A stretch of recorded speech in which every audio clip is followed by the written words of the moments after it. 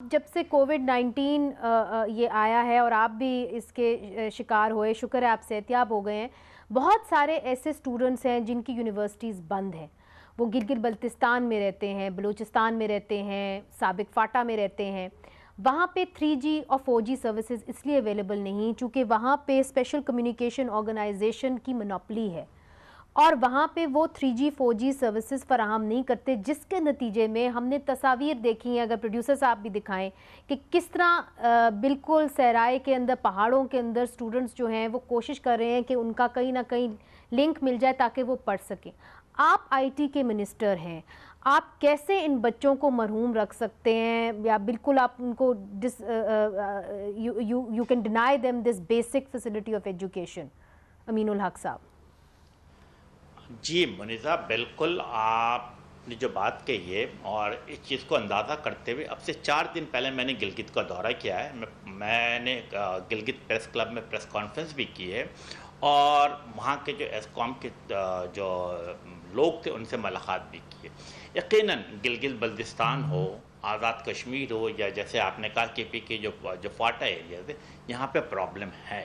اچھا، 2 چیزیں سب سے پہلے ہمیں سمجھنی پڑے گی کہ تمام الزامات ایسکوم کو دینے سے پہلے ہمیں سمجھنا پڑے گا کہ کیا جو مختلف ٹیلکو کمپنی ہیں وہ چونکہ کمرشل پوائنٹ آف ویو سے چلتی ہیں، ان سے اگر ریکویسٹ کی جائے کہ بھائی آپ گلگت کے پہاڑی پہ جہاں پر 200 آبادی رہتی ہے، 400 آبادی رہتی ہے، آپ ٹاور نصب کر دیں، وہ صاف انکار کر دیتے ہیں کہ جی ہمیں یہاں پر خرچ کرنے میں 10 لاکھ روپے ہوتا اور مہینے ہمیں ملیں گے 2000 روپے.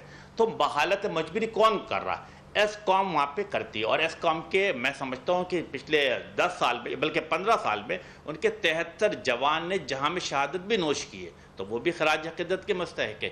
قطع کلامی معاف، مگر اگر واقعی میں یہ ہے تو دیکھیں امین الحق صاحب، یہ چیز پی ٹی اے نے باقی ٹیلی کام کمپنیز کو اجازت دی تھی. پھر SCO ان کے خلاف عدالت کے اندر چلے گئے اور انہوں نے ان کے اوپر سٹے آرڈر لے لیا. اگر اتنی ہی وہ لاس میں جا رہے ہوتے تو باقی ٹیلی کام کمپنیز اتنی بڑی مارکیٹ گلگت بلتستان، آزاد جموں کشمیر، سابق فاٹا میں آنے کی کوشش ہی کیوں کرتے؟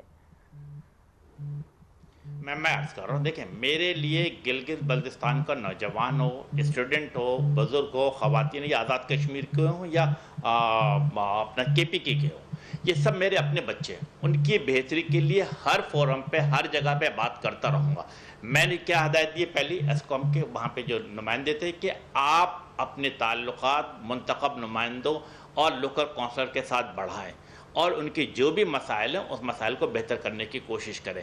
PK میں یا آزاد کشمیر میں یا ساؤتھ پنجاب میں یا اندرون سندھ ہو، ان تمام جگہوں پر ہماری خواہش یہ ہے کہ USF کے ذریعے پہ جہاں جہاں پہ ممکن ہے یونیورسل سروس فنڈ، اس کے ذریعے ہماری خواہش ہو رہی ہے. اور آج اگر آپ انٹرنیٹ، آپ اگر ٹویٹر پر ہیں یا فیس بک پر آج کی خبر دیکھیں گے تو آج کے دن مظفر گڑھ اور جسے کہتے ہیں غالباً دوسرا علاقہ تھا راجن پور، یہاں پہ 65 کروڑ روپے کا ٹینڈر الاٹ کیا ہے. کس کے لیے؟ تاکہ ان انڈر سرو ایریا ہے وہاں کے 20 لاکھ انٹرنیٹ 3G اور 4G سے مستفید ہو سکتے. امین الحق صاحب، مصطفیٰ صاحب، آپ کے پاس یہ سارے اسٹوڈنٹس آئے تھے اور آپ نے دیکھا کہ کیسے اسٹوڈنٹس نے جلوس نکالے ہیں پورے پاکستان کے اندر، اور وہ یہ کہتے ہیں کہ یونیورسل فنڈ کی بات تو ہوتی ہے، سٹیٹمنٹس تو آتی ہیں، بیانات تو ہوتے ہیں، مگر ایکچولی ہمارے پاس انٹرنیٹ فیسلٹی ہے ہی نہیں ان علاقوں کے اندر. تو ہم اسکول کیسے جائیں، ہم یونیورسٹی کیسے پڑھیں؟ اتنی بڑی پاپولیشن یونیورسٹی ایجوکیشن سے محروم ہو جائے گی. آپ کیا کہیں گے؟ دیکھیے، آپ نے درست کہا اور میں سمجھتا ہوں منیزہ کہ جتنا میں نے اس اسٹوڈنٹس کے معاملے کو اور ان کی جو تعلیم کی فراہمی کا جو مسئلہ ان دنوں پوسٹ کووڈ کی صورتحال کے اندر ہوا، اس کو جتنا قریب سے دیکھا ہے، میں اس نتیجے پر پہنچا ہوں کہ ایک تو ان اسٹوڈنٹس کے تمام مطالبات جائز ہیں، ان کا کوئی ایک ایسا مطالبہ بھی نہیں ہے کہ جو ایک ان ریزنیبل مطالبہ ہو.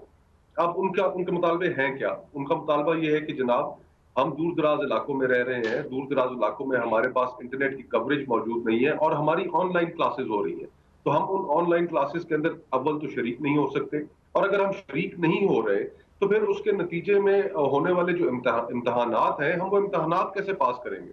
ہم وہ امتحان کیسے دیں گے آن لائن؟ نہ ہمیں کلاسز ملیں گی، نہ ہمیں امتحان ہم دے سکیں گے، پہلی چیز۔ دوسری چیز جو تدریس کا جو عمل ہے، حل پارلیمنٹ کے پاس ہے نہیں، اس مسئلے کا سب سے پہلا جو حل ہے منیزے، وہ یہ ہے کہ اس حکومت کو اس بجٹ کے اندر ایک میسو ایجوکیشن پیکج انہیں اناؤنس کرنا چاہیے تھا۔ ہائر ایجوکیشن کمیشن جو تمام ہمارے ملک کی یونیورسٹیز کو دیکھتا ہے، اس کی فنڈنگ کے اوپر یہ واحد حکومت ہے کہ جس نے پچھلے 2 سال میں کنزیکٹیولی اس کے اوپر کٹ لگایا ہے۔ سینیٹر عباسی صاحب، از دیٹ انف کہ بجٹ میں ان کے لیے کوئی نہ کوئی رقم جو ہے وہ مخصوص ہونی چاہیے، یا آپ یہ بھی سمجھتے ہیں کہ کیوں ایک ہی کمپنی کی مونوپلی ہونی چاہیے ان علاقوں کے اندر؟ کیا باقی کمپنیز نہیں وہاں پہ جا سکتی جس طرح باقی پاکستان میں جا سکتی؟ یہ بڑے عرصے سے بات ڈسکشن تھی اور میں آپ سے اتفاق کرتا ہوں کہ باقی کمپنیز کو بھی جانا چاہیے تھا، لیکن دیکھیں آپ پچھلے کچھ 4-5 مہینے سے ایکسٹرا آرڈنری سچویشن ہے جب سے یہ کرونا کے معاملات آئے ہیں۔ تمام جو یونیورسٹیز تھی پاکستان کے اندر ہیں، کسی اور صوبے میں ہیں، مرکز میں ہیں، انہوں نے کہا کہ آپ کی کلاسز جو ہیں آن لائن شروع کریں گے، اور اس کے لیے بندوبست بھی کیا، یہ حکومت کی ذمہ داری تھی۔